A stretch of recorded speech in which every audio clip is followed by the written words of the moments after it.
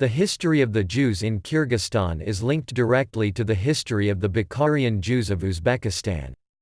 Until the 20th century, most Jews living in the Kyrgyz areas were of the Bukharian Jewish community.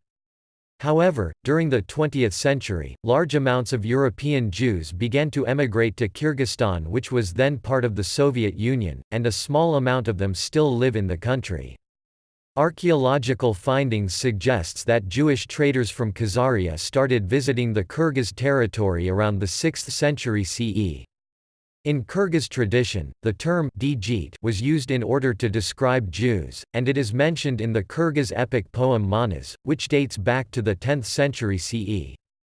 In Manas, several Central Asian cities are described as having Jewish communities in them, among them Samarkand, Bukhara and Baghdad, though none of them have ever been inhabited by a majority of Kyrgyz people nor included in a Kyrgyz territory. According to a census held in 1896, the Jews represented about 2% of the region's total population. It can be assumed that almost 100% of these Jews were Bukharian Jews or at least Sephardic Jews, meaning no Ashkenazi Jews were living in the Kyrgyz area before the 20th century. During World War II, many Jews fled from the European parts of the Soviet Union to Central Asia, including Kyrgyzstan, making the Jewish community of Kyrgyzstan combined out of an Ashkenazi community and a Bukharian Sephardic one.